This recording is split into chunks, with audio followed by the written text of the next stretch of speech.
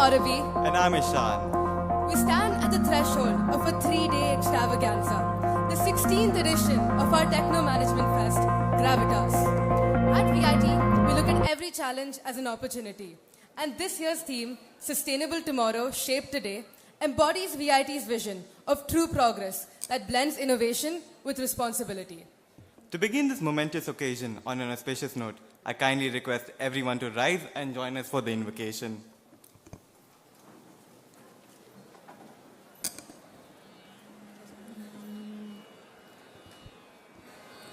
நீராறும் கடலொடுத்த நிலமடந்த கெழிலொழுகும் சீராரும் வதனமென திகழ் பரத கண்டமிதில் தெக்கனமும் அதில் சிறந்த திராவிடனல் திருநாளும் தக்க சிறு பிறை நுதலும் தனித்தனரும் திலகமுமே அத்திலக வாசனை போல் அனைத்துலகும் இன்பமுற எத்திசையும் புகழ் மணக்க இருந்த பெரும் தமிழனங்கே தமிழனங்கே உன் சீரிலமை திறம் வியல்து செயல் மறந்து வாழ்த்ததுமே வாழ்த்ததுமே வாழ்த்ததுமே.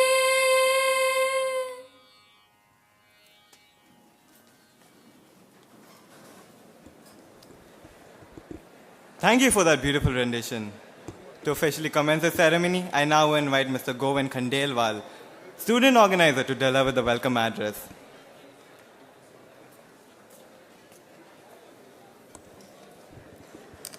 Thank you, Ishan and Arabi. The best way to predict the future is to create it. Distinguished guests, respected leaders, beloved faculty members, and my fellow students, a very good morning to you all. Today is not just the opening of another edition of graVITas. It is in fact an ignition of a movement, one where imagination meets responsibility, where innovation carries the weight of purpose, and where every idea born has the potential to shape the world beyond these walls. This is not merely a festival, it is a declaration that the future is ours to design. Ladies and gentlemen, the theme of this year's fest, Sustainable Tomorrow, Shaped Today, is not just a slogan, it is a call to action. It is a reminder that in a world grappling with the realities of climate change and global warming, sustainability is no longer an option. It is a necessity. But before all of that, I would like to take this opportunity to welcome our esteemed guests and dignitaries of the day. It is a rare distinction to welcome our chief guest of the day, His Excellency Majid Ali Al Mansouri Sir, Secretary General of the Emirates Falconeers Club, Member of Executive Council, and Chairman of Municipality Affairs, Abu Dhabi. Sir, your presence here today symbolizes a global collaboration of minds and ideas, and we're truly honored by your participation. It is also my profound honor to welcome our beloved founder and chancellor, Dr. G. Vishwanathan Sir, whose prophetic vision and tireless leadership have made VIT into what it is today.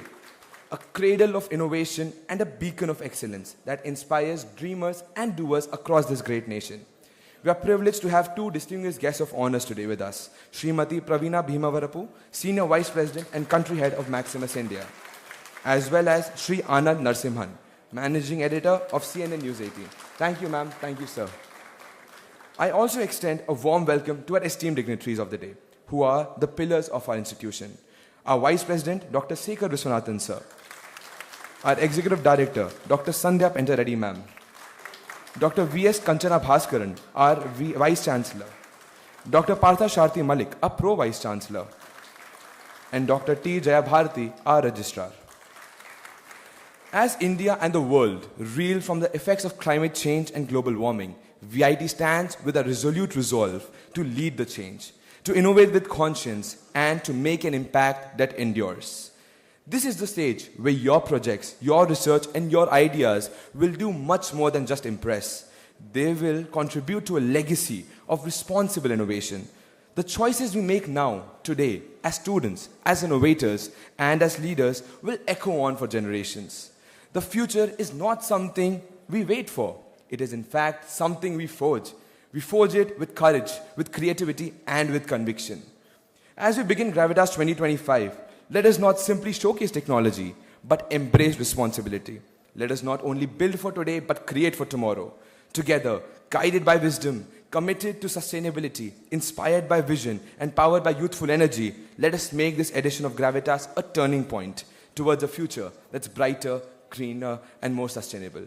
Welcome to graVITas 2025. Let's create history together. Thank you.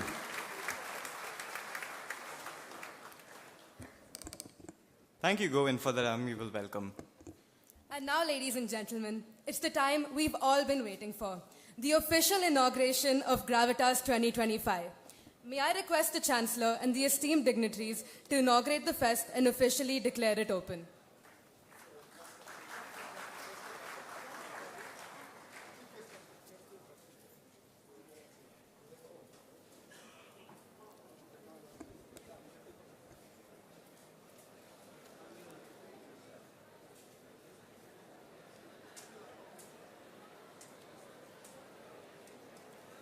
The hologram of the graVITas logo was developed by a team of students headed by Harris.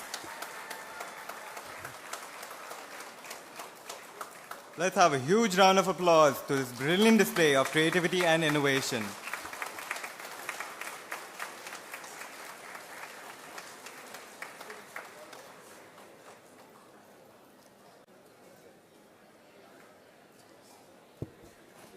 Now we would like to welcome Dr. Sharmila N., an astounding convener whose hard work, dedication, and vision made this day possible. Ma'am, I wholeheartedly invite you to brief us on graVITas 2025. Thank you, Ishan. The 16th edition of graVITas 25, themed Sustainable Tomorrow, Shaped Today, is all set to be bigger than ever before. graVITas 25 will host an impressive 207 events comprising 147 events under graVITas and 60 exciting events under pre-graVITas. This graVITas will feature over 84 brand new events alongside the all-time favorite technical competitions such as RoboWars, Drone Racing League, and Aero Dominator, hackathons such as Code to Create, DevJam, Celestia, Cook-Off, and Code Escape. Management contests such as Best Manager and Invictus, along with Entrepreneurial Showcase, Capital Hunt, organized in partnership with Startup Tea and Tamil Nadu Global Startup Summit. Startup Street and Social Transformers will be highlighting the innovation and the leadership skills. Complementing these are diverse workshops from Star Party, Quadcopter, and Celestial Dive to creative sessions like Frame It with Figma, Forensic Minds, and Groovathon, while the informal attractions like Laser Tag, Nerf Wars, Escape Room, and Kikada adding fun and excitement. Glow Ride, a cyclothon in the night focusing on fitness and sustainability. The highlight of graVITas lies in its spectacular pro events scheduled tomorrow, featuring a magnanimous drone show by Botlob Dynamics and mesmerizing event called Splendora, a dazzling LED dance along with mime and laser show, both by student performers and professional troops. Our Career Expo will also debut this year, providing a bridge between talent and opportunity, which is targeted to help non-VIT students. Winners of a few hackathons and technical competition will also be getting internship offers as their prizes, other than the cash prizes. We are expecting a record footfall of over 40,000 attendees, with more than 3,000 college students and 300 school students to participate, along with over 50 international participants from 20 different countries. A few joined last night and more are yet to join in the subsequent days.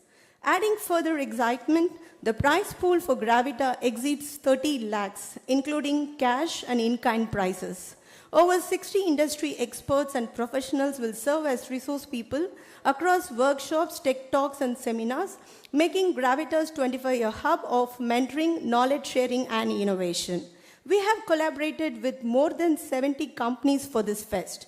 graVITas 25 will also feature dedicated stalls showcasing research innovation, startup showcases, and cutting-edge technology projects by VIT students and faculty, emphasizing the institution's commitment to advancing innovation and entrepreneurship.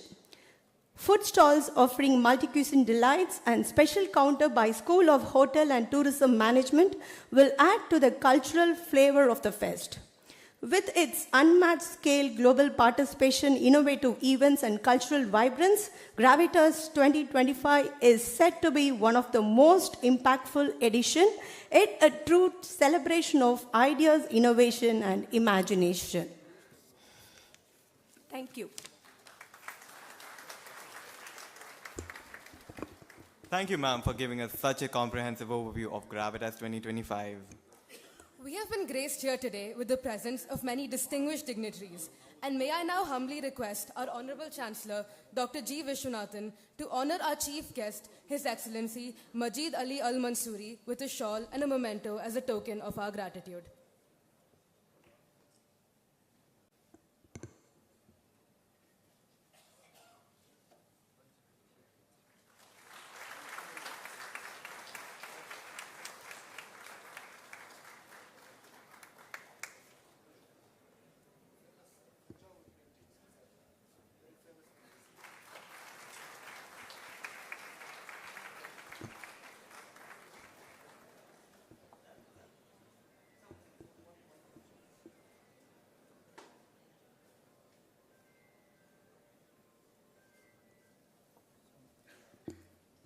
Thank you, sir. Now we would like to invite Dr. Shekhar Vishwanathan to honor our respected guest of honor, Srimati Praveena Bhimavarappu, with a shawl and a memento as an expression of our appreciation and respect.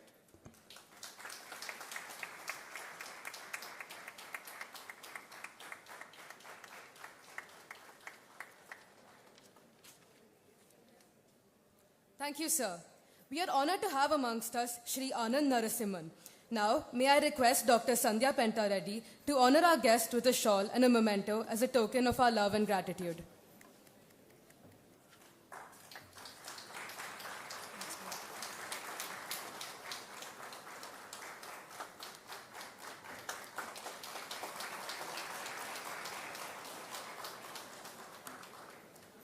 I now invite Mr. Meryl Baiju Malyakal, student organizer, to introduce our guest of honor, Srimati Praveena Bhimavarappu.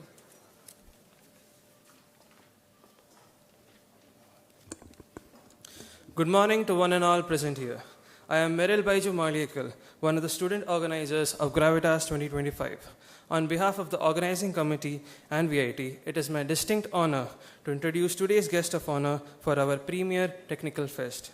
We are privileged to welcome Srimati Praveena Bhimavarappu, Senior Vice President and Country Head of Maximus India. With her vast leadership experience in driving technological transformations and organizational excellence, she has been instrumental in steering one of the leading technology and business process services companies in our country.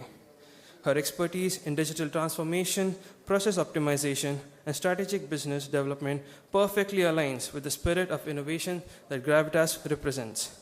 What makes her presence particularly meaningful today is her commitment to fostering young talent and leveraging technology to solve real-world challenges. Her impactful journey in the corporate world has been an inspiration to professionals and young minds alike, making her the ideal person to inaugurate our technical festival and guide our budding engineers and technologists. Ma'am, I humbly request you to address the gathering.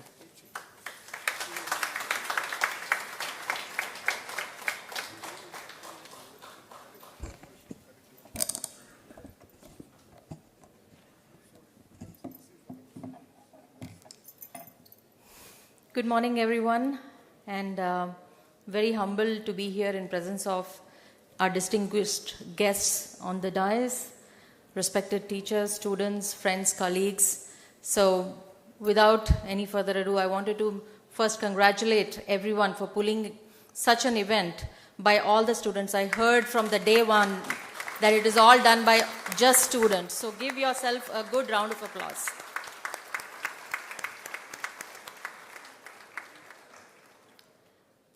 Standing here, I feel the energy and the excitement that has gone behind the scenes for getting us here. And I'm sure from the introductions that I heard the plethora of things that the organization or your college is providing in today's age. So that talks about one fundamental thing that I wanted to discuss, though a lot of information is available online these days. Artificial intelligence will tell you how to do things. So the challenge is not the information, but the challenge is how do you make decisions.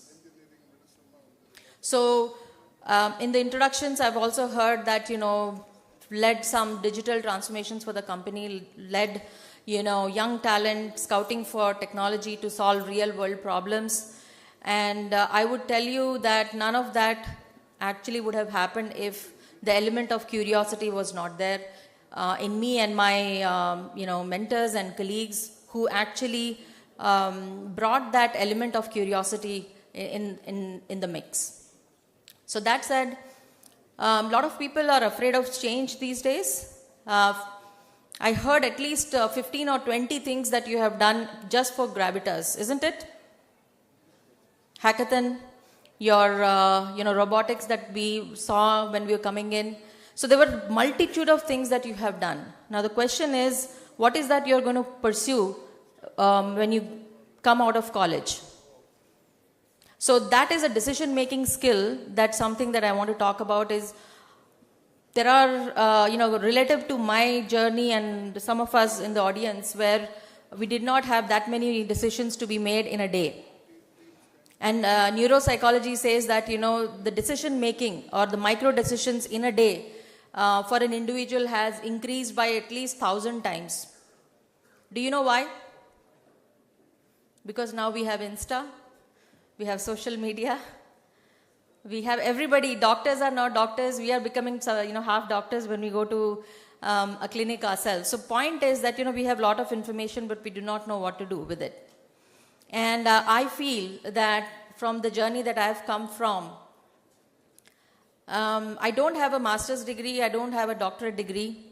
I just have an engineering degree in computer science.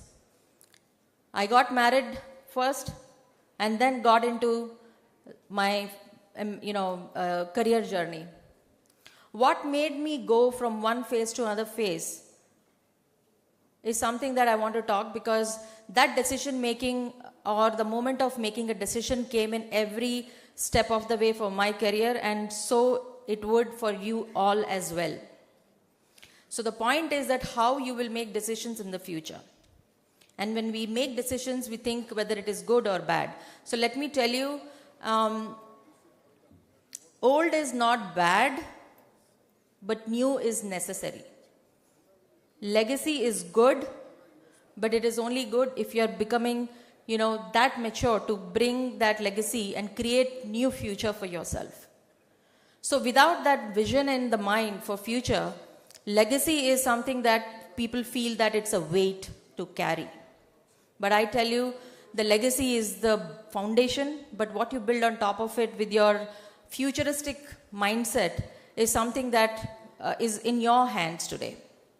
So I think in so many things, there is an identity crisis for the generation itself, with the change of administration policies, educational policies, change of curriculums. There's a lot of pressure. So there is a identity crisis that has been created for all of us. It's not just for the students, it's for employers, employees, who we are, what we do, why we do. So there are lots of many questions when it comes to identity that you want to build for yourself. I think the pursuit of creating a career hereafter, one advice I will give you is listen to your heart and mind. Factor the things that you want to do, because once you enter, I've seen this change in my interns. When we onboarded them in February, they were very talkative. But after, they became employees, they became very silent. So I was wondering if they were just talking because they wanted a job and wanted to be seen and visible. So what I'm trying to say is that part will end very soon, and soon they'll be actually compared against each other and see whether they fit they get, ratings. So it gets little competitive, but it is not a bad competition if you are competing with yourself. I guess one of the things that I've learned from my mentors is you're the baseline and you're the benchmark.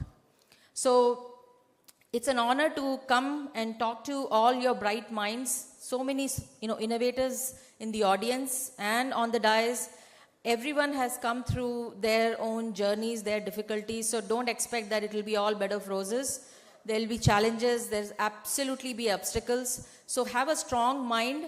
And one last thing I'll tell you is just keep going. With that, thank you for the opportunity. And very glad to be here with all of you.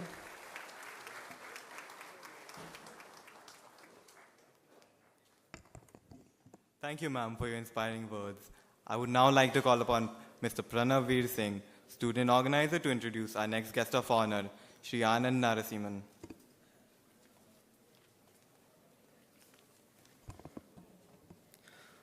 Thank you, Arabi and Ishan, and good morning, everyone.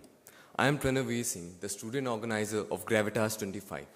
It is both an honor and a privilege to be here before you today to introduce you a personality who has become a powerful voice in Indian journalism. In a world overflowing with information, there are only a few voices that stand out. The voices that cut through the noise and ask the difficult questions and remind us of the values of truth and accountability. Our guest of honor this morning is one such voice. Shri Anand Narasimhan has built an extraordinary career in broadcast journalism with over 2 decades of experience in newsroom that have shaped national debate. Before taking on his current role, he worked with Times Now as a senior editor, and since 2018, he has been a part of CNN News 18, where he now serves as the managing editor. One of his most acclaimed contributions in his prime time show, The Right Stand, which became known for addressing people-centric stories and amplifying the concerns of the silent majority. His work has earned recognition not just in India, but across Asia. In fact, in 2021, he was awarded the Best Current Affairs Presenter at the prestigious Asian Television Awards. But beyond awards and position, what makes Sri Narasimhan truly inspiring is his style of journalism. It is fearless, yet it is balanced, and it is sharp, yet it is empathetic. He has a rare ability to take complex issues and make them meaningful to people of all the generations, from policymakers to young citizens like us. For students stepping into a rapidly changing world, his journey teaches us various valuable lessons such as the importance of asking the right questions, the strength that comes from standing by one's convictions, and the impact of communicating with clarity, purpose, and many more. That is why his presence at graVITas 25 means so much. This fest is about ideas, dialogues, and inspiration, and there could be no better person to remind us of the power of words, truth, and courage. So ladies and gentlemen, let's put our hands together and give a big round of applause to our guest of honor, Shri Anand Narasimhan.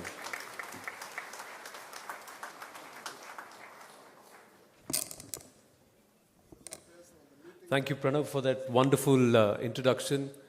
Ellorukkum vanakkam. Namaste. Jai Hind. How many of you here have contributed to organizing graVITas 2025? Can I see a show of hands? How many of you know somebody who's contributed towards organizing graVITas 2025? Right? How many of you are proud that it's getting off to such a good start and we got a full auditorium? All of us, right? So big round of applause to everybody. Thank you. And to everybody on the stage, my namaste to everybody. 41 years from VEC to VIT. This institution is a testament to putting your head down and doing your work. We are all part, including me today because I'm here for the first time.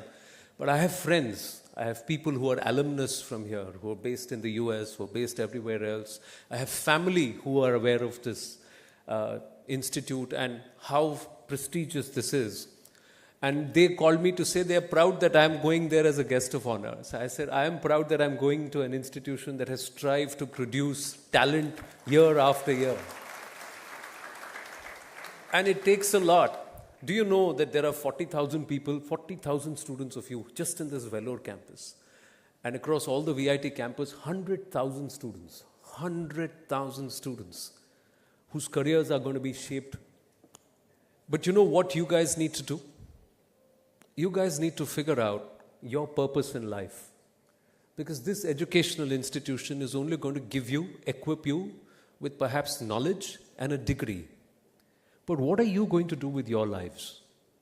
What is your contribution to society, to your community, to your country?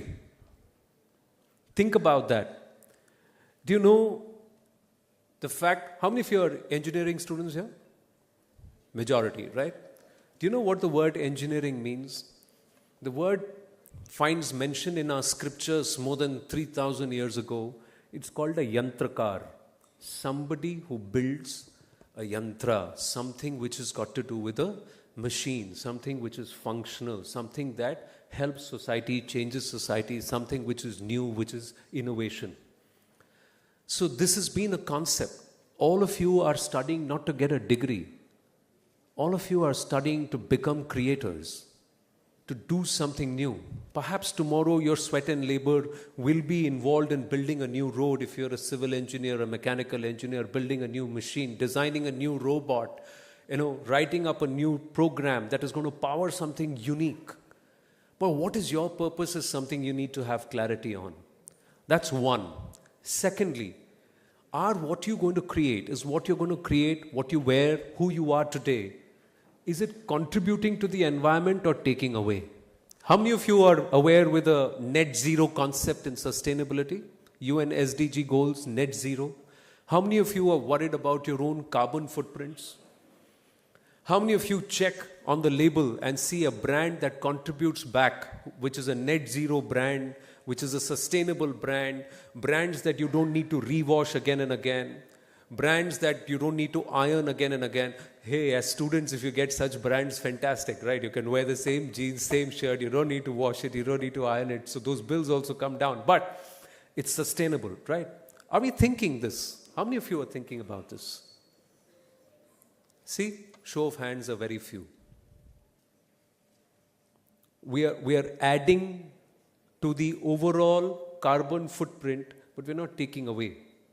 Oh, we want everything to be sustainable. We are talking about environmental consciousness. So we are talking. Are we walking the talk? Are we ensuring that we don't use the shower for more than 3 minutes? We don't use more than 10 liters of water to have a bath. We are careful about how much of resources we use. Are we engineering products? Are we thinking of products that are going to make us more sustainable as a country, as a people, as a society? How many of you are designing new products as part of your project? And how many of you have thought, I'm going to use only sustainable equipment to design my next robot or my next rover? I saw one of them outside. How many of you are thinking that way? Yeah, see, the show of hands are so few. So what are you engineering? What are you doing which is new? That's a challenge for you. Can you reorient your thinking? Secondly, how many of you are studying to go abroad? Be honest. How many of you are studying to go abroad? A lot of you are lying. Right. I would like you to think, how many of you are studying to find a job? Why? Why aren't you studying to be entrepreneurs? Why aren't you studying to be innovators and creators? And why aren't you studying to do something for this country, for Bharat, for India? Why? This is the country that has given you birth, that you've born in. This is the country that has helped you come to get an education. It has helped your parents get you where you are. So what are you going to give back to this country? Or are you just going to let go of this passport and let go of this identity the moment you get a chance? Why? You can't earn a living here. You can't study here. You can't get the world to come to you rather than you going to the world. Please go. I'm not saying don't go. But don't let go of your country. Don't let go of your roots. Don't let go of your identity. I'm speaking to you in English because I'm told there are people, the group of students speak more than 50 languages here. I wish one of those common languages was Tamil. I wish one of those common languages was Hindi. I wish one of those common languages was one of the Bharatiya languages. But sad but true that it's a foreign language. That's how we've been brought up. That's how it's been for all of us. But does it have to be the same for our next generations? Or should we start taking pride in our own language? So here's one more request I'd make in this very short address, and I look forward to a longer conversation soon. Along with making things which are sustainable, along with designing things and bringing sustainability into your core being, and along with bringing Bharatiyata, Indianness, the fact that we are part of one country, one amazing country which is perhaps the most free across the world, irrespective of what the reports say. And one strong, stable country where all of us, we may fight with each other, bicker with each other here and there, but when somebody else comes, then we are 105. You know, this is what Yudhishthir said. Kaurav 100 hai, Kaurav are 100, Pandavas are 5, but when there is an external threat, we are 105. We are no longer fighting with each other, we are fighting against the outsider, the person who's trying to break us. I think we need to get that sense that we are one country. We don't have that, and love for our country. What are we going to give back to our country? I think that needs to power us as a nation. And more importantly, go back and learn your mother tongue. Learn your mother tongue. Read, write, and learn your mother tongue along with a universal language. So a language that allows you to communicate to the world, and also a language that allows you to communicate with your roots, with our culture, our tradition, read our scriptures, understand, appreciate our ancient knowledge. Go to the Chidambaram temple, go to the Lotus temple in Delhi, look at the marvel. Go to the Brihadishwara temple, go to our ancient structures that are standing for more than 1500, 2000 years, but they are perfect in symmetry. How did they get that right? How did they get the geometric angles right? How did they get the elevation right? How did they get the artisanry right? How did they get the masonry right? It's all science. It's all science. How did they get it right? Learn from that and add that knowledge into your own innovations and your own creations. I wish you all the best, and I'll have a longer chat with you soon. Thank you very, very much for having me. Thank you. Jai Hind.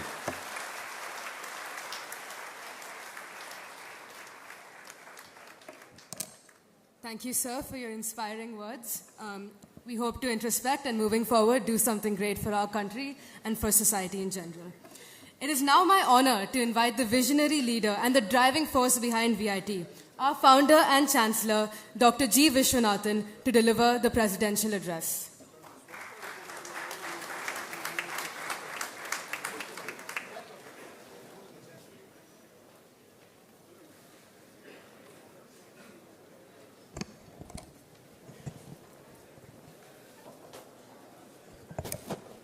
Good morning. Our chief guest of today, His Excellency Major Ali Mansouri, Minister from Abu Dhabi. Our guest of honor and Managing Editor of CNN News 18, Mr. Anand Narasimhan. The Senior Vice President of Maxims India, Mrs. Praveena Bhimavarapu. Dr. Shekhar Viswanathan, Vice President, Dr. Sandhya Penreddy, Executive Director, the Vice Chancellor, Pro-Vice Chancellor, Registrar, and the Convener, Dr. Sharmila, student organizers, distinguished invitees, participants in various parts of India and abroad, and my dear students, very good morning to you. This is the 16th edition of graVITas, this 2025, and we are happy it is growing year after year. You know, VIT is a university where there are no barriers. In fact, I would like to inform our guests that we don't see caste, religion, language, state, we have no barriers. All of them are admitted here. only thing is meritorious students. And we are growing, as our guest mentioned. Now we have completed 41 years. And from 180 students in 1984, now we have 100,000 students in 4 campuses. In fact, some people ask me, why do you admit so many students? Because it will bring down your rank. I tell them, we are not a small country with a few lakh population or 1 or 2 crores population. The population is increasing. Now we have crossed 146 crores. And unless we educate them, where will they go for the future? I strongly feel that all the institutions, including government institutions, should take more students. Unfortunately, the government colleges and universities, they don't admit more.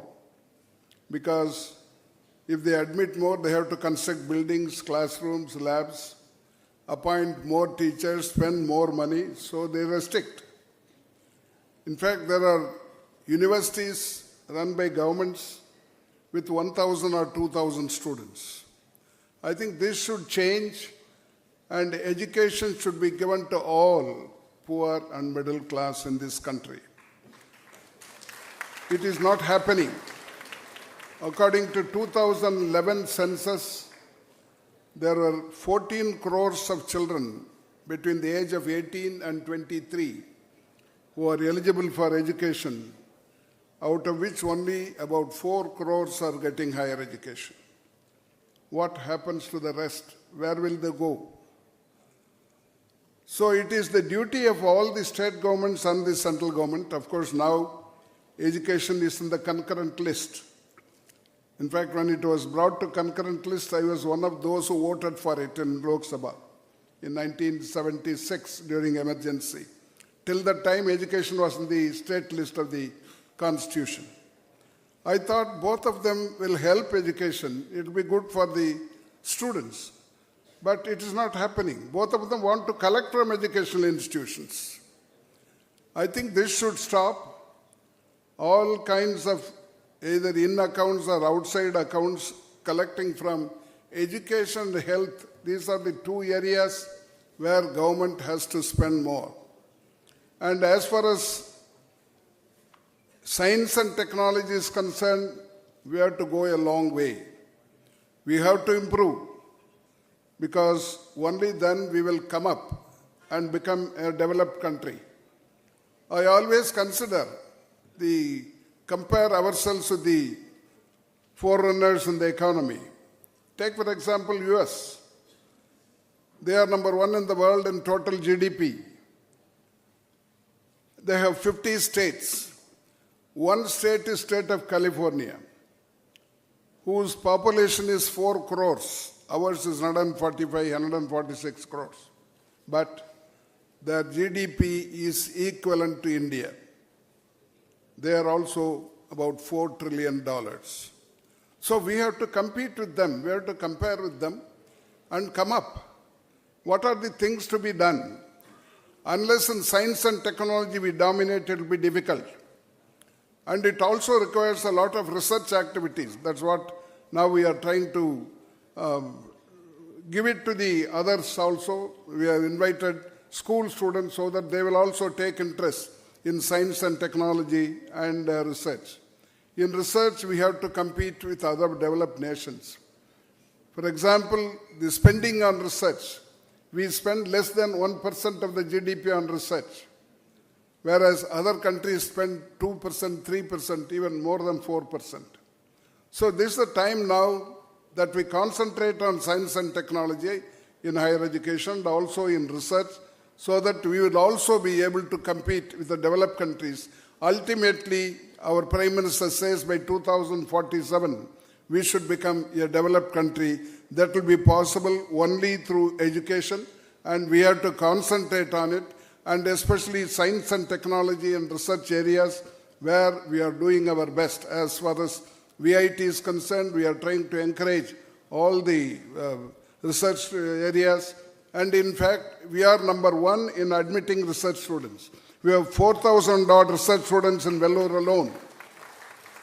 In fact, we pay them 35,000 rupees per month as stipend because we want to encourage research activities. And also that's how we are number one in publications among all the 1,200 universities in the country. I thank our guests, our chief guest and the guest of honor, Ms. Anand Narasimhan and Srimati Pravina for accepting our invitation. And I thank our chief guest, His Excellency Majid Ali Mansoori, having come all the way from Dubai, Abu Dhabi. You know, it's a small country but a very developed country. Their per capita income is $75,000. We are in $2,900. Of course, it's a small population. And among the population, only 20% are local people. 80% are from other countries, of course, dominated by India. But I would like to inform you that we should also grow like them. And they control. Of course, UAE is known for oil wealth, but among the UAE, Abu Dhabi controls everything because they have 95% of oil, 92% of gas. And that's why it's a wealthy country. But even then, we must also learn from them how to attract more investment. Their investment is to the tune of $1 trillion, which nobody expects. It happens only one or two countries in the world, and that's how they are doing. And our guest, chief guest, is a part of that administration. I thank him for having accepted the invitation to be here today. I wish the graVITas 25 all the success. Thank you.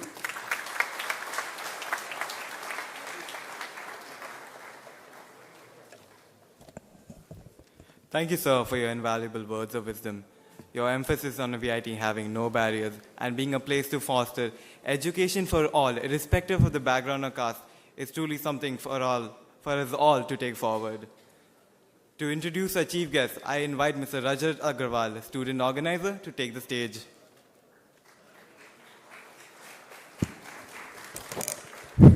Thank you, Ishan. It is indeed an honor and privilege to welcome a distinguished leader whose life and work embody the spirit of sustainability, heritage, and global collaboration. Our chief guest today, His Excellency Majid Ali Al-Mansoori, is an internationally respected figure in environmental conservation, sustainable development, and cultural heritage preservation. With a remarkable career spanning decades, His Excellency has played a transformative role in shaping the UAE's environmental policies, biodiversity initiatives, and cultural legacy, while simultaneously advancing global conservation efforts. He currently serves as the Secretary General of the Emirates Falconers Club, where he champions the preservation of falconry traditions, recognized as an intangible cultural heritage of humanity. He also serves as the member of the Executive Council and Chairman of Municipal Affairs, Abu Dhabi. His Excellency has also held numerous prestigious leadership positions, including Secretary General of the Environment Agency, Abu Dhabi, Managing Director of the Mohammed bin Zayed Raptor Conservation Fund, and President of the International Association for Falconry and Conservation of Birds and Prey. Through his visionary leadership, His Excellency has guided initiatives that not only protect endangered species and ecosystems, but also harmonize modern development with cultural and environmental responsibility. His pioneering efforts, from launching the Abu Dhabi Global Environmental Data Initiative to advancing sustainable urban planning, have inspired global recognition and lasting impact. For his outstanding contributions, His Excellency has been honored with several accolades, including the Best Environmental Personality Award of the GCC. His work continues to inspire international collaboration, blending tradition with innovation for a sustainable future, which matches our theme very well. It gives me immense pride to invite to the stage our chief guest, His Excellency Majid Ali Al-Mansoori. Without further delay, I now invite His Excellency to deliver the inaugural address.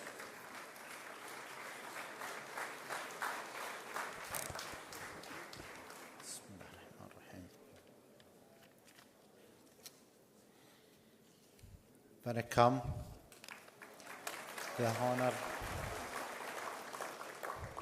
This is the only word I know, so. The Honorable Chancellor, Dr. Jarvis Wanathan, respected faculty, distinguished guests, organizers, and above all, the bright students of VIT. It's truly a privilege and honor to stand before you today as we inaugurate the 16th edition of the graVITas. Since the founding in 1984, VIT has become a beacon of excellence, not only in India, but across the globe, nurturing innovators, leaders, and the problem solvers. graVITas is one of the finest examples of this legacy. With over 150 events, 30,000 participants, and representations from more than 20 countries. It is not just a technology management festival, it is a celebration of innovation, curiosity, and collaboration. What excites me most, it's not the scale of the gathering, but the energy I see in this hall. Each of you represent a spark of possibility. In the coming days, we will code, design, debate, build, and most importantly, challenge ambitions. These experiences are not just competitions or workshops. They are training grounds for the real challenges of our time. In my journey, I have learned the progress rarely comes from having all the answers. It comes from asking the right questions and having the courage to pursue them even when the path is unclear. Some of the world's greatest innovations, from the internet to renewable energy breakthroughs, were born out of curiosity and persistence, not certainty. I see that some spirit alive here at VIT. The future will demand more of you than technical skills.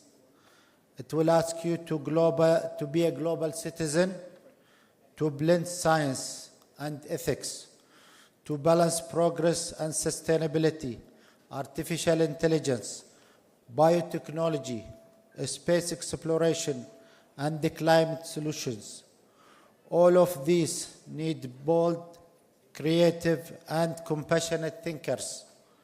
Even like graVIT, give you a platform to begin that journey today.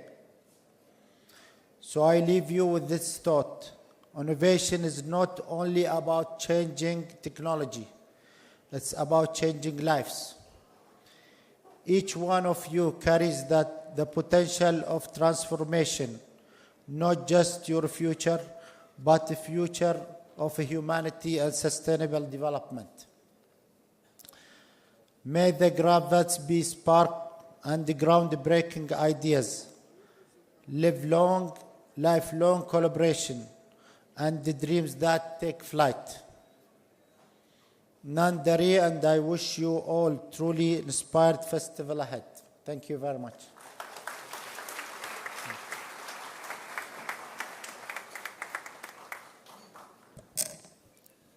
Thank you, Your Excellency, for those inspiring and thought-provoking words. To conclude this memorable morning, I invite Prateek Srivastav, student organizer, to express our gratitude on behalf of the organizing team.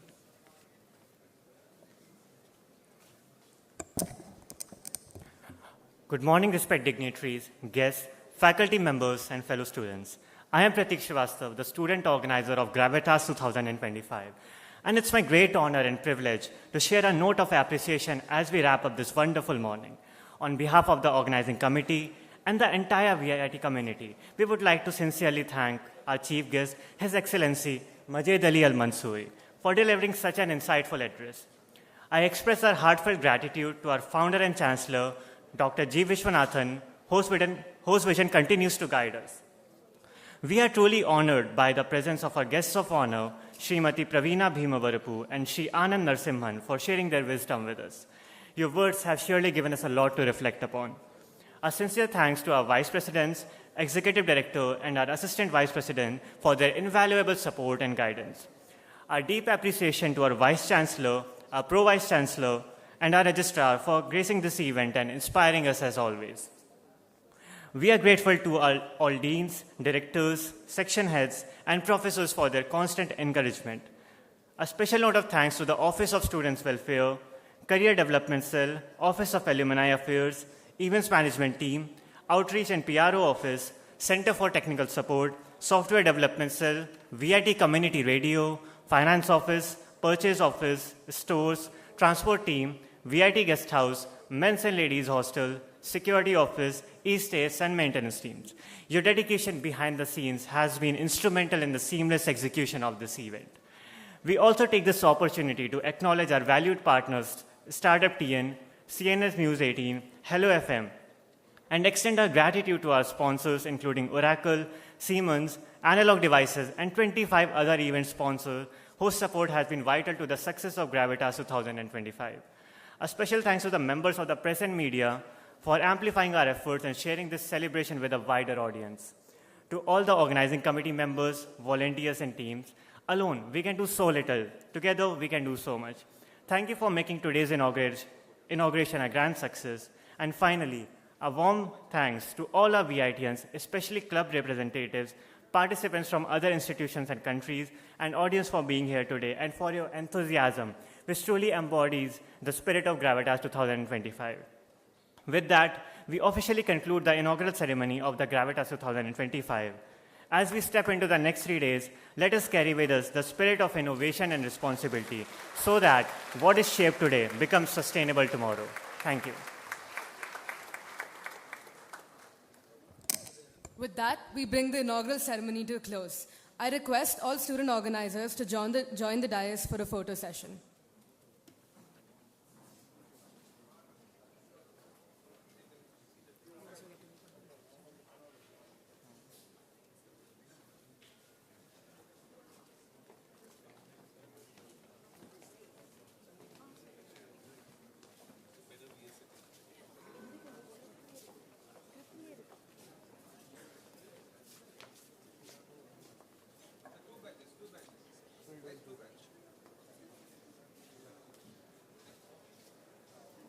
Let's come.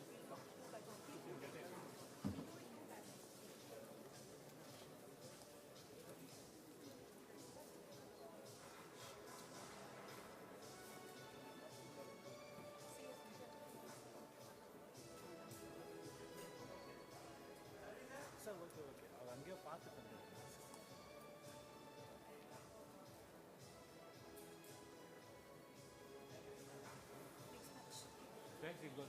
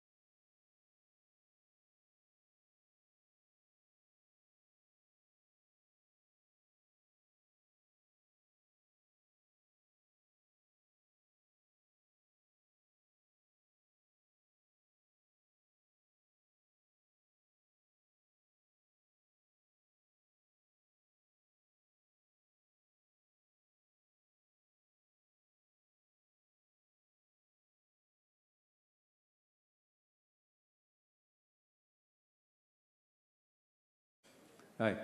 So, we've got about 45 minutes. I'll share some thoughts and then we'll take your questions.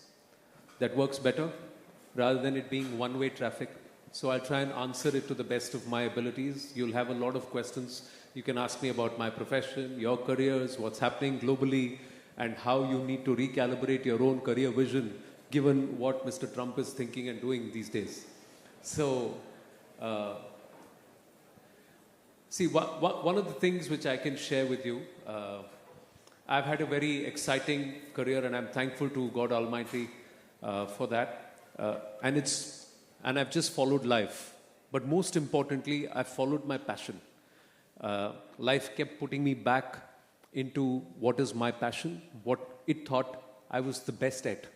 That is holding the mic, walking around as an MC, as an anchor, and then as a presenter, and of course, have followed that trajectory. So way back about 25 years ago, I was part of the organizing committee of the college festival. I was the MC introducing the guests, and I was part of this entire thing like graVITas 2025 back when I was in college. It was a long, long time ago though. But, in fact, 30 years ago. That makes me feel old. But yeah, it's an experience because it taught me what I was good at. Somebody found me. They asked me to go ahead and do something else. A big festival called the Kala Ghoda Fest in Mumbai. And then I ended up doing Malhar and the Y2K celebration with Rahman and Indian music group. So I was just an anchor. I was an MC and I love doing what I'm doing right now. And look at it, 30 years later, I'm still doing what I love doing. So the net secret is not everybody can make their passion their profession. A lot of us, this may not be our passion. This may not be that what brings the best of us. But this is a guaranteed employment opportunity. Right? Your education, our education, graduation, post-graduation to have a qualification is one part which gives you a certification that you're educated. And if nothing else works for you, you'll find a job and make a living. Correct? But is what you're doing your true calling? Or is what you're going to do or what you're doing going to help you address your true calling? So please be honest with that and listen to the cues of life. Life will tell you, keep pointing you in a particular direction. You know, we have milestones. Turn left, turn right, stop here, go now. It's on the road. But think of life as a road and it says, listen, you want to go here, don't go here, go here. It keeps directing you in one part and we keep ignoring. We don't read the signs. Please read the signs because that will save you a lot of grief later on. How many engineers do you know who have become bankers? I know engineers who become sadhus. But they found their true calling after engineering. That's what happened. And they're doing very well. They're doing a great job. So they're doing a great job as bankers. How many engineers who become actors? Kriti Sanon, Karthik Aryan, Sushant Singh Rajput, all of them, right? Engineers, right? But they what happens, whatever life, wherever it takes them is a different point. But I'm just saying, they all have their passion, they all have their ability. All of you have your passion, all of you have your ability. Please tap into it. Make that your profession if you can make it your profession. If you're damn good at music, then use your STEM skills in perfecting your music and become a fantastic musician. Do you know IIT Madras is now offering doctorates to musicians? Because they naturally are good with physics, they understand the laws, they are naturally good at working out mathematical patterns. So they have certain abilities.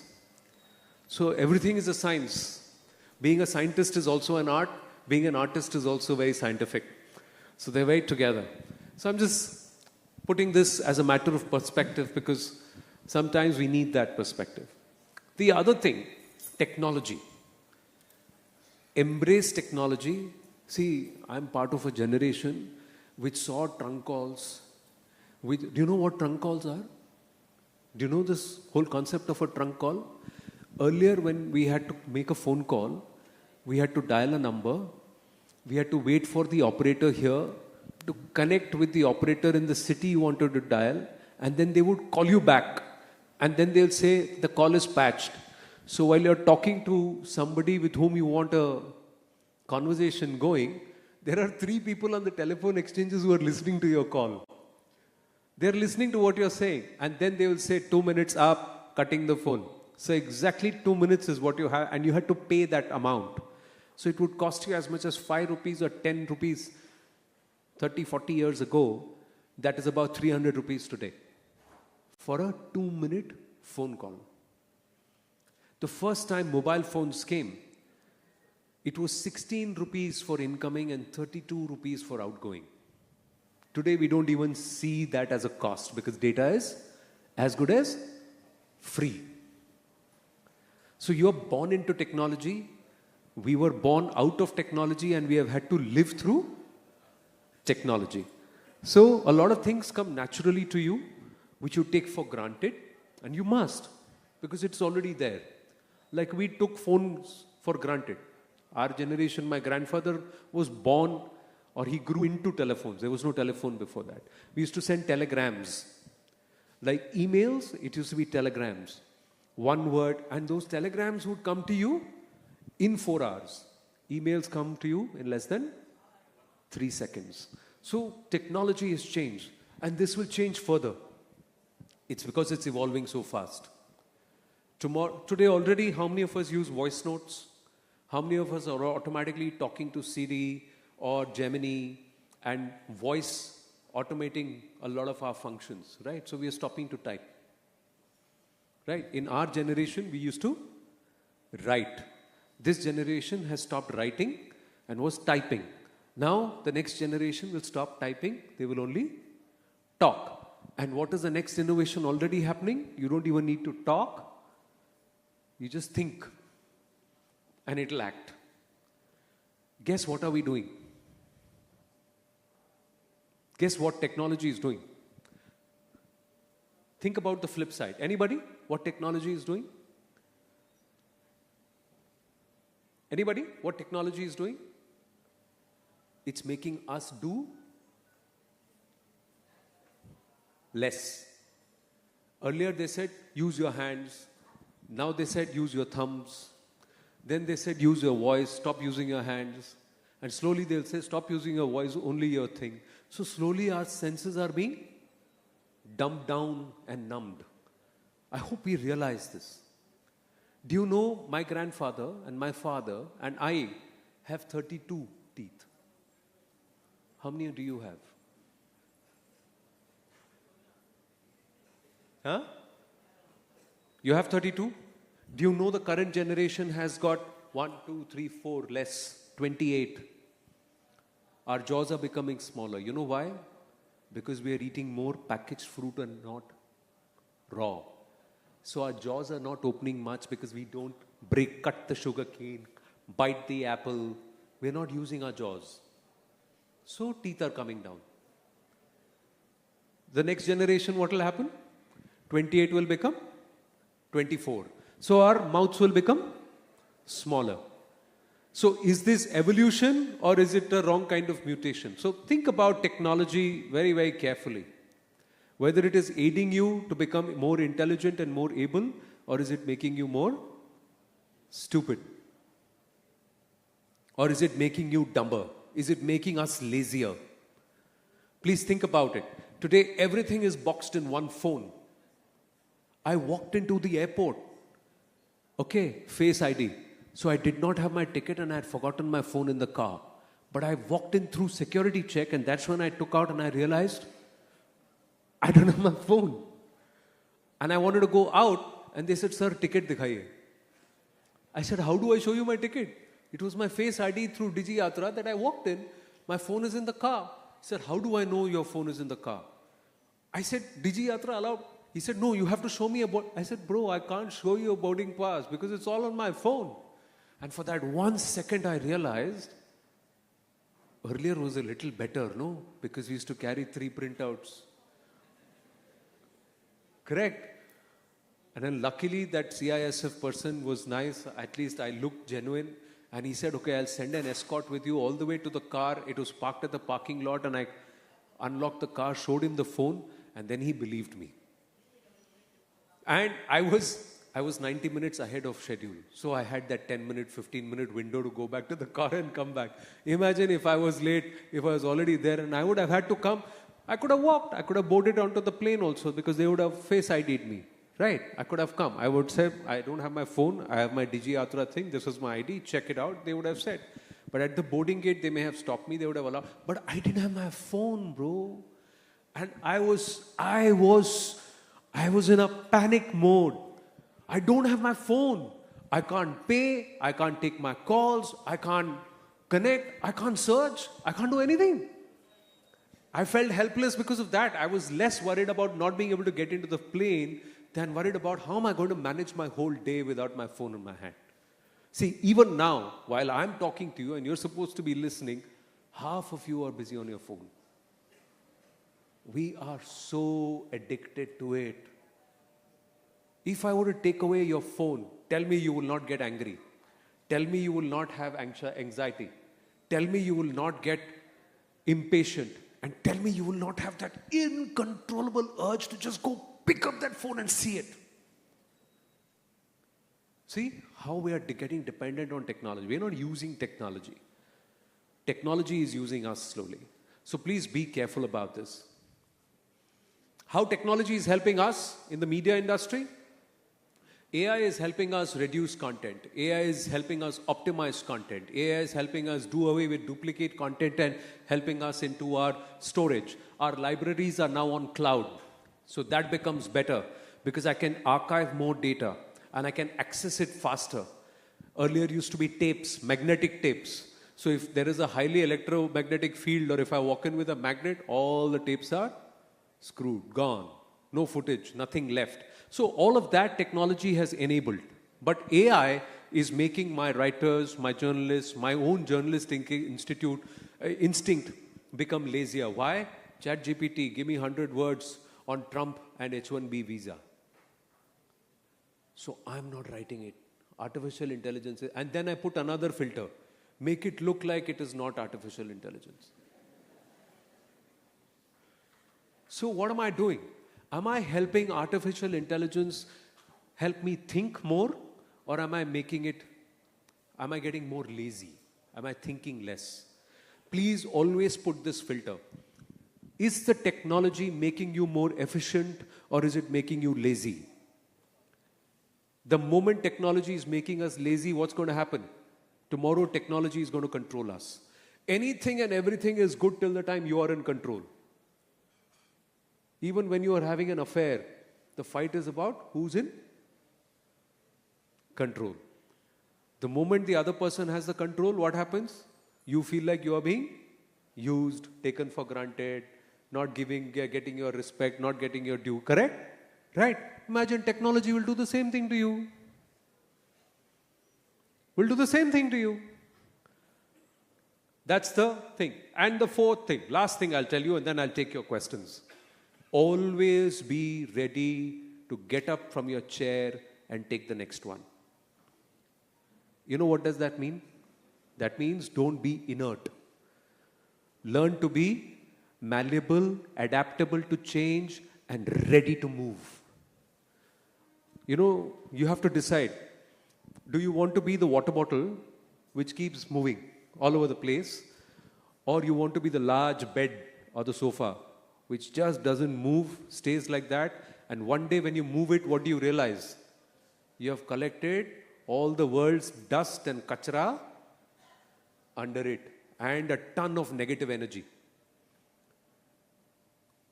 Rolling stones gather no moss. This is a very famous saying. You know why? Because they are always moving. So unme zang nahi lagta. They don't get moss. They don't get sticky, dirty and mossy. They don't get rusted. That's because you are not inert.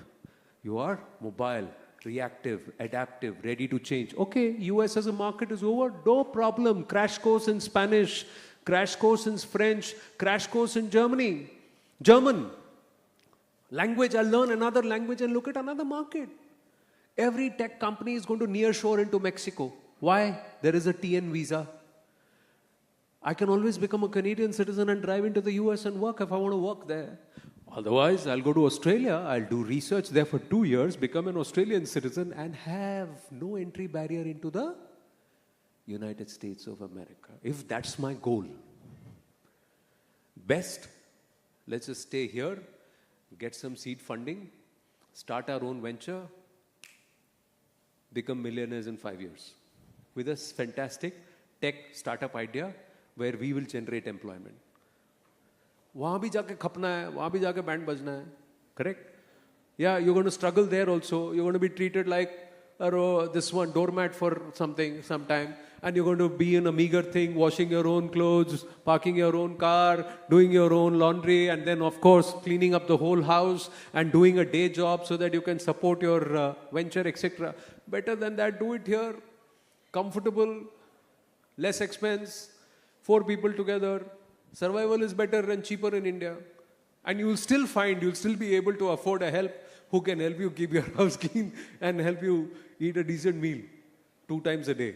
Otherwise there, it'll be burger and chips. So make these calls. Please make these calls. And be ready to adapt. There is more opportunity here than you think. And if there is no opportunity, create one. And help 10 others in the process. That thinking we need to change. That's all. Right? I'm going to rest here. Questions? I'm ready to answer. One by one, please put your hands up. Okay? Thank you. Did I make sense? Did I make sense? Okay. Anybody wants to ask me anything?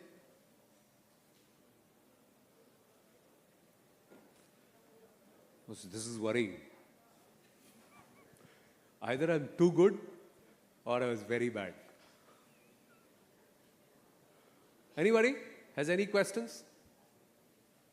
Yes. What's your name? Aranya? Why are you dropping your voice? Introduce another thing. When somebody asks your name, be proud of it. Only then that person will be proud of. If you say, my name is Anand Narasimhan, how are they going to know, bro? Stand up and say, who are you? Fantastic, Aranyapal. See? What happens? Moment you stand there confidently, everybody reacts to you, right? And you also feel confident. You've lost your nerves.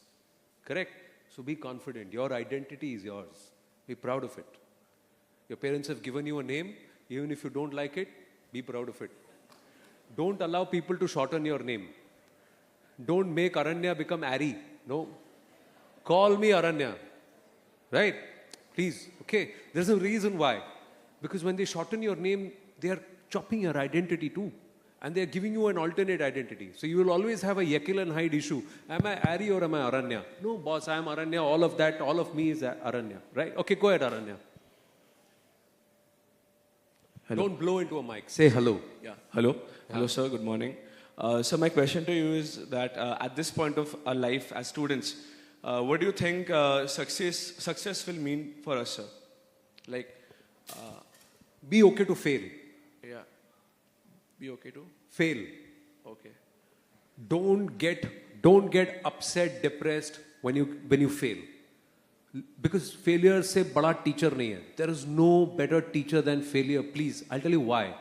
When you make a mistake, what do you want to do? Oh my God, how did I screw up? Right? Why did I screw up? And then you also look at the other person and say, why did he do or she do well? Then what do? You learn. So learn.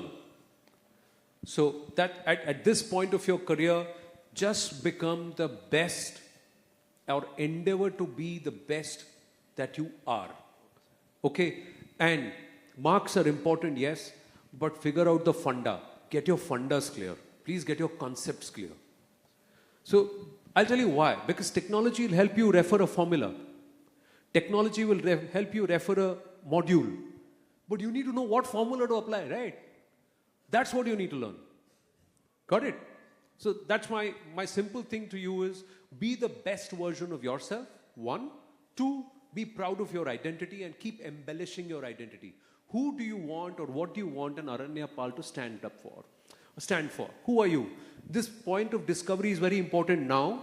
Slowly you do it. It's building blocks, right? So that by the time you finish your course, you get into the first day of your career and you're into a new place. It's a new environment, right? New people, new organizational culture, the secured environment of a college is not there, your friends are not there. Different people, different dynamic. What's going to help you? Your own security, your own stability, and a confidence that you at least know who you are, right? That's why I'm saying, okay? And you get your funders, work on your funders. That's important. Thank you, sir. Thank you so much. Well done. Yes. Good. Thank you. You're encouraging your own peers. So next time you ask a question, they'll clap for you also. Okay, pass the mic behind the lady there, please. And I come to this row, okay? See, it takes just one to start. We are all waiting who's going to ask the first question. Then everybody, Hello, sir. My name is Charulata. So, what are the things you wish you knew in your 20s, which would have impacted your life even better? One of the first things I wish I knew what in your 20s. What my purpose was. Why was I born? See, Mark Twain said that a person is born twice. One when they are born, and two when they realize why were they born. Right? So I wish in my 20s I knew why was I born. It took some time for me to find my roots and find my way. So that's one thing. Second, I wish I had learned how to read and write my mother tongue also. So I don't know how to read and write my mother tongue, and that's one thing which I have. And thing is, in life, I never had the chance to sit down and learn that. One. Two, I perhaps did not put the amount of effort I should have. So that's the stuff. The third one was, I wish I had mentors. I wish I had counselors who could give me direction as to what I could do with my life. Because at that time, it was only doctor, engineer, CA, MBA. I said, I want to be an economist. Huh? I want to study economics along with management, and I want to learn accountancy, or I also want to learn political science. Can I mix my... No. You can either study arts, or you can study commerce, or you have to study science. You can't mix the two. I didn't have that. You guys do. So I think those are 2-3 things. And also in today's world, everybody is like, you have to figure out everything when you're in your 20s. I don't know your name, ma'am. Charulata. Okay. And in today's world, everybody is like, you have to figure out everything in your 20s, try everything, figure out everything. But it is a bit scary because we are new and technology is evolving. And when we try out everything, we fail. And then we come back up again. But we see this trend where everything, when we see others on LinkedIn, it is always like, oh, they just had to figure out life. And it's a bit scary because we are all in our 20s and I'm going to graduate in a year and it is scary. So how do I approach to the new world? How do you approach when the style changes? Yeah, how do I approach in the evolving time? How do you tell me how you approach when you got to try the new style? So it is no longer skinnies, it's the baggies. So didn't you go and try the baggy? Did you or did you not? Why? I did try. Weren't you scared? How can I try the bag? Were you scared? No. But you wanted to, right? That's the difference. You need to want to do it. You need to want to experiment. And why do they say you can experiment now? Because will somebody judge you when you're small and you're trying to walk and you fall? Do you get judged? No. They only say, stand, try again. Right? But at 20, if you're trying to walk and if you fall, what will say, can't even walk properly. So it's the same thing with your career in your 20s. You're like a child. If you experiment now, people will not fault you for experimenting. Because they'll say, okay, this person's trying. It's okay, it's scary, but you got a system. You got your parents, you got your friends, you got family, you got faculty. They're there to take care of you, right? There's somebody to support. There's a support system. So do it now. You go with your friends, right, to try out the outfit, and then you ask if it works out now. And then you know yourself, you judge, it's working for me or not working for me, correct? So when you're okay to try then, why aren't you okay to try here? That is not scary, this is. That's because there you are not scared. So that's all. It's a state of mind. Thank Seriously. you so much. Welcome. Yes, let's come here. Far corner, I'll come. These guys were first. You people reacted late. So, here.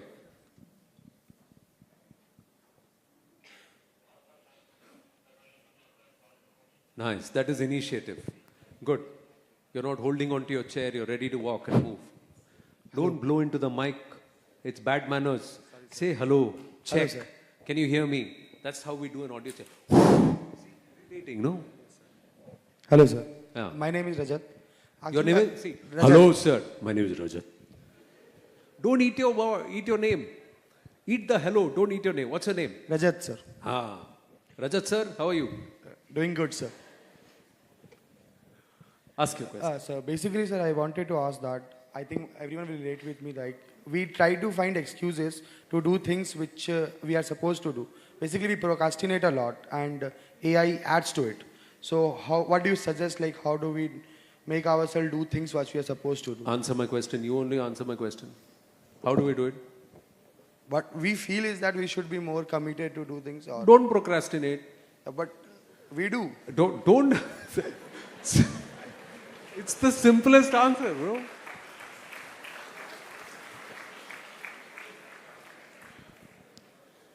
You have that idli vada there. You have the samosa there. You also have a plate of Mysore pak. You have already had lunch. And then you still want to go and eat it. Now, can I stop you from eating it? No. Who can stop? You have to stop yourself, right? And then you eat all that and then you go back, bro, I'm putting on weight, bro. Hey, you're supposed to control yourself. So I can't teach you not to procrastinate. You have to learn that yourself. If you are aware, see, the first step to this is awareness. The fact that you are aware that something is making you lazy, that means awareness is kicked in. That's the first thing. You have to nurture that awareness into action. I can't do it for you. But you can learn from others. There are others around you who are doing it, right? There are others who are saying, no, I'm not going to eat this, or I'm not going to do this because this is not, I don't want to do it. They are exercising that self-control, that discipline, that restraint. That has to come from inside you. Nobody's going to do it for you, bro. I don't have the time. I got to discipline myself. How am I going to come and discipline you? I can only tell you, I ain't doing it. If you're not doing it, you're going to be behind. I'll get ahead of you. Now, who's going to do it? Myself. Fantastic. Thank you, sir. That's what. Correct, right? Am I saying anything wrong? You agree with me? LLBs? Okay. Hello, sir. Myself, Varun. I used to sit there, bro. If I was not here, I was always sitting there at the back. Never here. Yeah, sorry. Hello, sir. Myself, Varun. Hi, Varun. I had a question. Like, as you mentioned, with AI reshaping the newsroom nowadays, so how can a journalist or even the audience ensure that the information we are getting, the credibility of that is not compromised at any point? See, if you were to ask me this question about 20 years ago, I would not be able to give you a right answer. Because media at that time was not democratized. Let me explain what it means. Today, there are not just 2 or 3 websites. There are 300. So for you, as a viewer, as a consumer of news, you can verify the same story, not just on national platforms, but on international platforms, and at a number of platforms. So news is democratized. So 1 or 2 people may present perhaps a colored or a biased version or an editorialized version. Everybody cannot do it. You will get a range of opinions, information, etc. on the same piece of news. At the end of the day, the news matters. The opinion editorial, after some time, you will only siphon off, or you will go to a confirmation bias saying, I agree with this opinion and I don't agree with this opinion. But it allows you to intellectually determine or decide. What is AI doing? AI is looking at what are you consuming, and it is prompting you more in that direction. So you keep the AI also confused. Every other day, change your preference. Start searching something else. Then AI will start giving you a mixed bag of stuff. How am I telling? I tried this. You look at your doom scrolling. Okay, we keep doom scrolling, right? So you spend time on a particular kind of video. Suddenly, it will push the same kind of video. The next time, don't watch that. Watch something else, and it'll start pushing that video. After a few days, you'll realize it's pushing a mixed bag. Everything that it is showing you everything. So AI will also learn with you. You teach AI rather than it teaching us. So that's the thing. That's why I feel news is far more democratized today than it was earlier. And you got more and more options to call out. And when you read an article and an opinion piece, always don't just look at the headline. Also look at the byline. Look at who's writing it. Look at who is writing it. And when you look at who's writing it, then research who the person is and what their background and antecedents are. Then you will know whether it is a neutral perspective or a biased. I won't say biased, but an opinion. Okay, which side of the political spectrum or ideological spectrum they are. So that's all. But news is news. Facts will not change. If a plane has crashed, a plane has crashed. You can't say this one.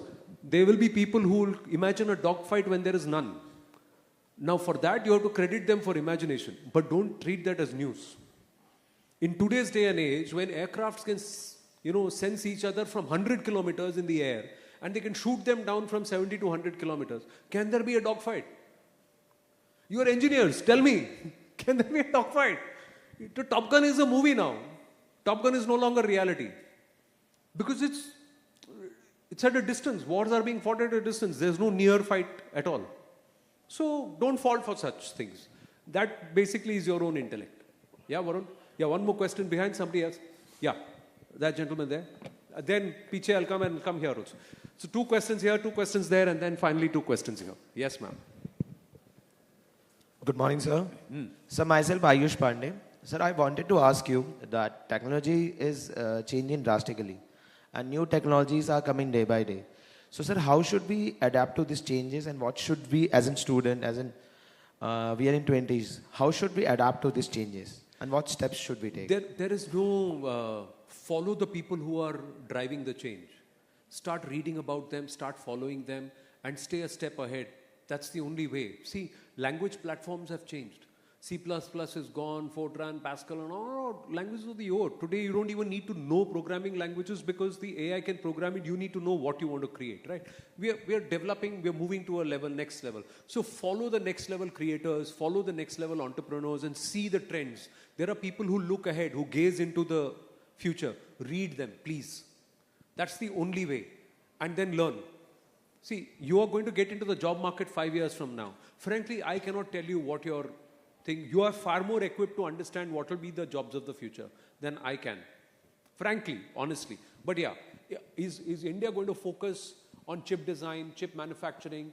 Are we going to focus more on in heavy infrastructure, core building, shipbuilding? Are we going to look at advanced defense technology? Yes. So are these all fields that will present jobs in the future? Of course. Do we need metallurgists? Yes. Do we need to perfect metallurgy, an ancient science which we don't know anymore? The Chinese and the Germans and the French are doing better metallurgy than us. Do we need to learn that? Do we need to do innovation there? Yes, we can. So these are all parts and parcel of what a nation requires and what the future trends are. And those trends change. 5 years ago, pre-COVID, the trend was different. Post-COVID, it's all different. So that's what. So you got to read those. But there are those who predicted a black swan moment. There are those who have predicted another black swan movement between 2030 and 2040. So we'll have to follow those. People like you all Noah Harari and so many others are gazing into the future. I think we need to read those people and follow them. That's the only way. And be ready to change. Be ready to, at a drop of a moment, stop learning what you are and pick up the next course and have to learn that because that's the industry of the future or business of the future. We don't have that choice because we had to learn. I'm telling you, as a generation, I told you I was born into trunk calls. Then I passed through pagers. Do you know what pagers are? Right? I thought pagers had been stopped using till they decided to neutralize the Hezbollah using pagers.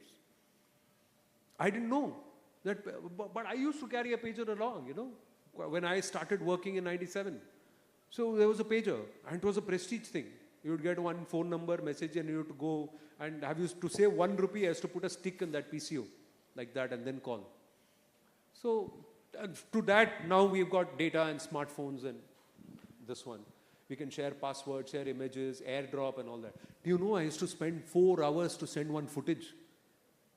100 MB file footage took us 4 hours because we had dial-up. You can't use the phone. It would go and the data would go 4 hours to send what I can now send in 30 seconds. So I didn't know this. I couldn't foot trade. So we have no other option but to be nimble and continue to adapt. Seriously. Yeah. Backbenchers. Quickly, 2 questions and then I'll come here.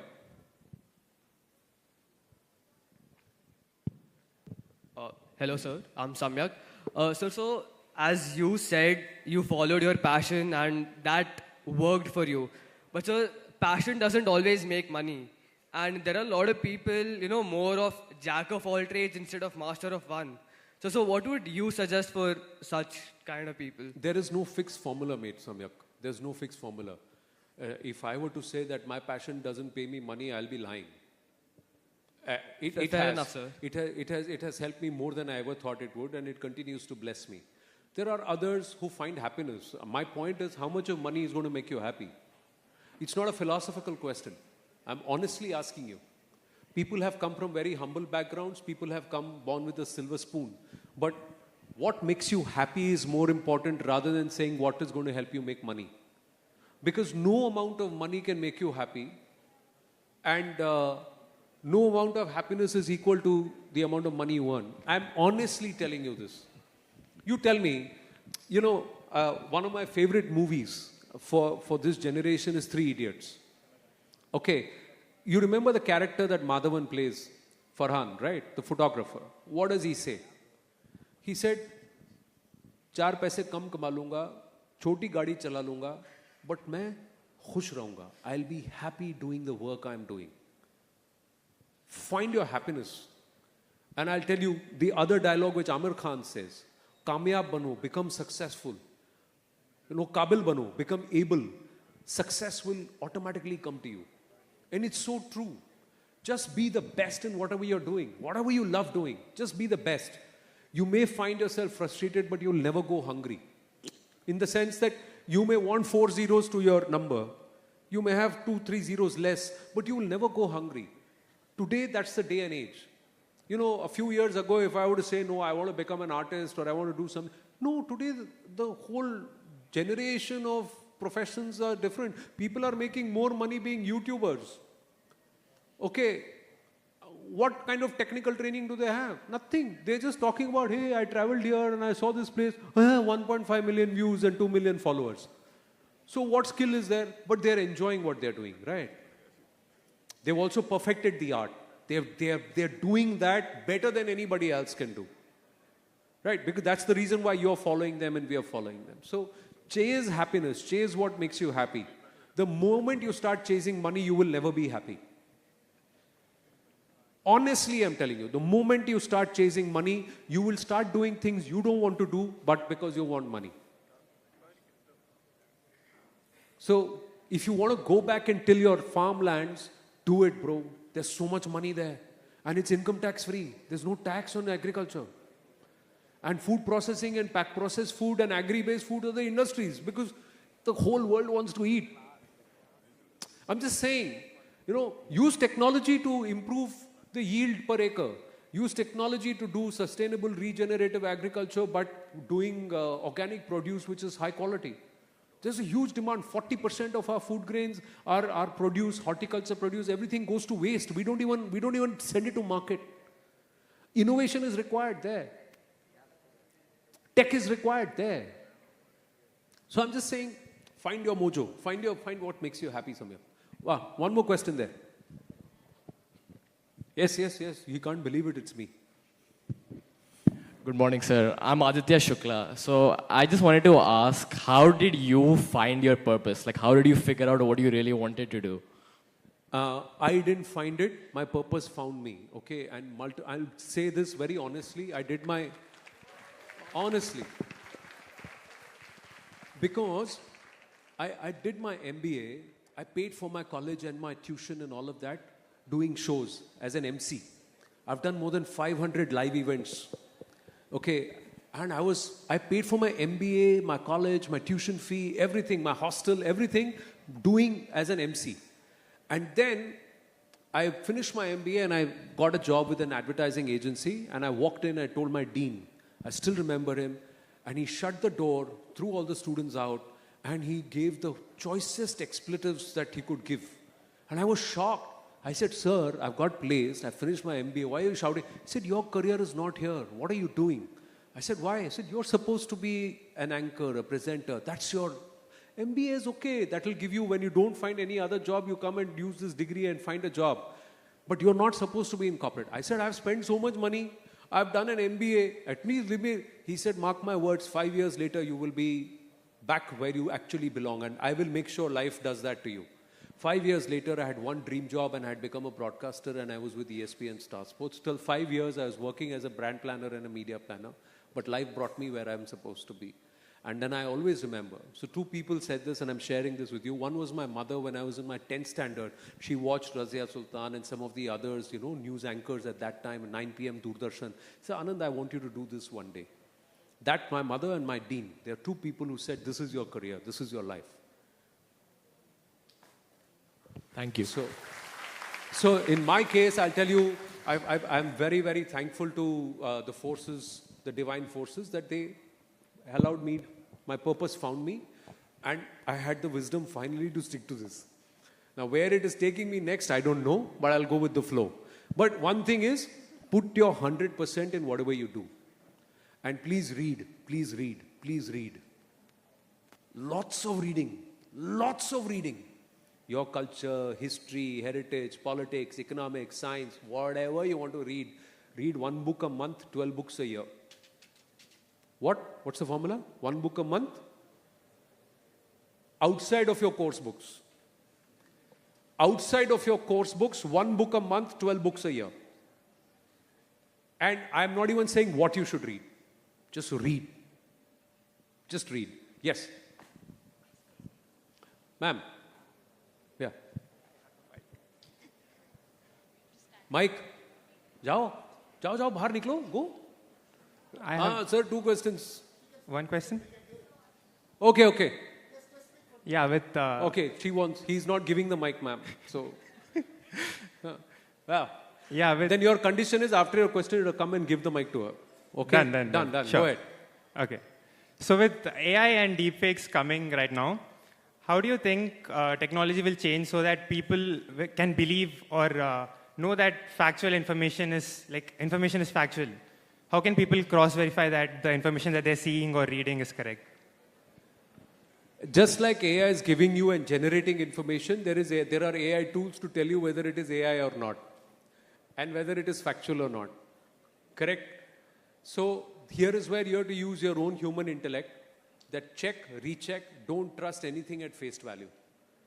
And the same tool will tell you whether this is AI generated or not. And I keep telling you the same thing. As long as technology is an enabler, it is friendly. The moment it becomes a disabler, then it's not friendly and it's a problem. So we tend to read only the headline. That's why I said read the byline, read the body copy, and then cross-check. Don't just trust anything at face value. Even whatever I'm telling you today, you're free to please reference and recheck whether anything I'm saying is not factual or not out of experience. Yeah, now. Come on. Yes. Yeah, quickly. All the way down here. No. Down here. Then I'll come back. I'll come back. Thank you. Yeah, put your hands together for him. Yeah. Yes, ma'am. Hello, sir. My name is Mukta Motwani. So, basically, my question is very simple. How to train our minds? And why I'm asking this is because I believe that like painters, poets, and any other profession people, we also need some driving force to kick in our mind so that our brain starts functioning. And we need the spirit of victory as soon as possible. We don't have patience. We don't have courage. We can't wait. We need success to come as soon as possible, just like in a whip. So how to train our mind and let it wait? थोड़ा रुक जाओ, थोड़ा सब्र नहीं हो रहा. Okay. आपने एक बहुत अच्छा क्वेश्चन पूछा है. मैं आप सबको बताऊं. Spend 10 minutes in the morning and 10 minutes in the night before you go to sleep. No matter where you are, what you've done, how late in the night it is, just give those 10 minutes to meditate. The only way to focus, the only way to concentrate is to meditate. And I'm not even going to tell you, irrespective of what faith you follow, whether you follow or not, it's a very simple aspect. just focus on this center point here. Think that you've lit a lamp, okay? And when you light a lamp, what happens? A flame, no? The more oil you put, the more oxygen it gets. What does it do? It becomes bigger and bigger and bigger, right? The more you take it out, it becomes smaller and smaller. So you just think about this flame early in the morning when you wake up. Think that this flame is growing and you focus all your energies on this flame. That's all, okay? In the night, what you do is this flame is burning, raging. It's burning all over you. You're slowly putting it down. And at the end of the day, you're just thanking God and thanking the Almighty and thanking both the forces, whatever you believe in, for giving you a good life and for taking care of you. That's it. I think that's the best way to train your mind for me. The other thing is, before you do anything, control your breathing. It's this science, okay? When we get angry, when we get anxious, when we get excited, we don't breathe. Good athletes at all points breathe. The fundamental rule of Kalari, if you learn martial arts, is to not breathe with your mouth, but to breathe with your nose. Breathe in, breathe out, breathe in, breathe out. Why? Because the brain thinks that your body is not tired. The moment you breathe with your mouth, the brain thinks your body is tired. So, always breathe in, breathe out with your nose. And when you think you're getting angry, you're getting excited, you're getting anxious, calm down. Twice. The third time you'll breathe on your own and you'll be normal. Your mind will be in control. That's all. It's very simple funda. It's not rocket science. We forget to breathe. That's why our body doesn't function. गाड़ी में तेल नहीं डालोगे तो क्या होगा? नहीं चलेगा. उसमें कचरा भरेगा तो क्या होगा? Choke हो जाएगा. What will happen? You'll get choked, right? If there's right. But if you keep the engine on, it gets the right RPM, then it works properly, right? So that's what your body needs, the RPM, and the RPM comes with your breathing. That's all. So one more thing. No, ma'am. One question. One more thing. Okay. Sorry, we are getting late actually, so Yeah.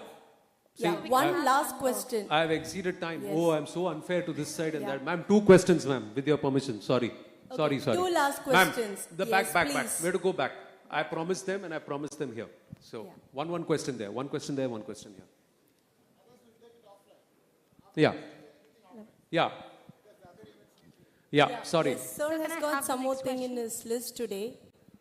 Yeah. Go. Quickly, ma'am. Technology has changed by the time you climb those Hello, stairs. sir. My name is Rohit. And my question to you is, with the rise of all the social media platforms, we have like a lot of news influencers coming up. So because of that, is it a threat to legacy media, and is legacy media dying right now? I'm standing here. Am I dead? No, sir. I don't mean it like that. Because we have seen it in US, like there's a lot of threat to legacy. I agree. Sir, I'm not being offensive. No, again. you're Sorry. not. No, please. I'm not taking any offense. I'm just making some fun. Point is, across the world, every time when radio was there and print came, they said radio is dead. Is radio dead? No. When television came, they said print is dead. Is print dead? No. When digital media came, they said TV is dead. Is TV dead? No. The form, the platform will change. The medium will change, but the message will remain. Now, I represent a network which is the largest media network in the country today. We reach 77 crore people. Now, will we reach 77 crore people if... And also have a strong presence on digital media as much as we have a presence on television. So you just adopt to the medium. Like I said, if you adapt, automatically you will continue to evolve. So news will evolve in the sense the medium will evolve. The method of putting the message will evolve. But from the times of Narada, journalism is there. Narada is the original journalist. So from then to now, journalism is there, right? So that's all. Thank you, sir. Last question here. Sir?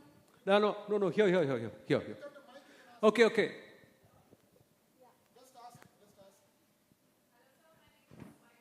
Yes, Vaibhavi. Yep.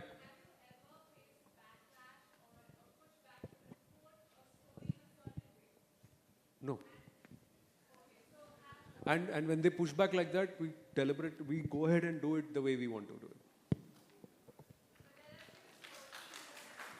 See, I'll tell you what happens.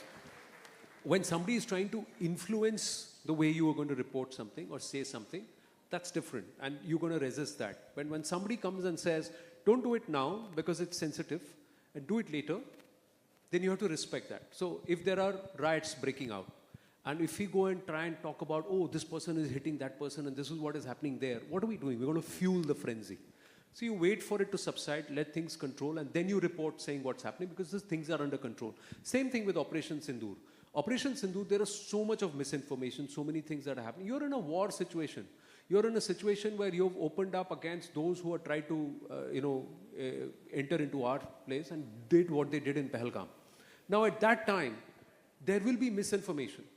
The biggest important thing at that time, there is a concept called sthita prajna. That means you hold strategic restraint. You stand back and then you wait. And then you respond when the time is right. Now we did the same thing as our network. We reported what was Bharat's point of view.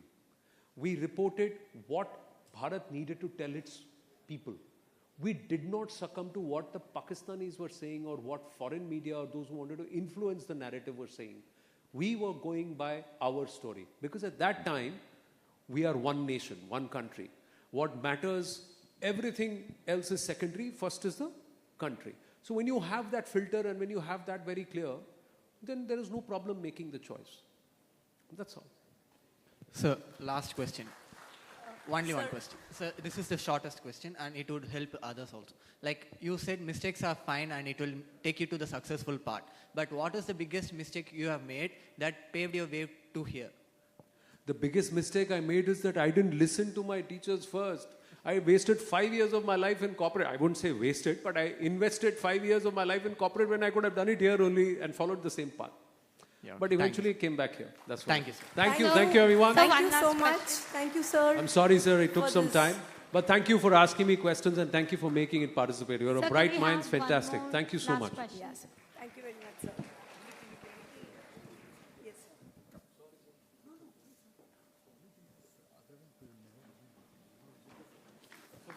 Mic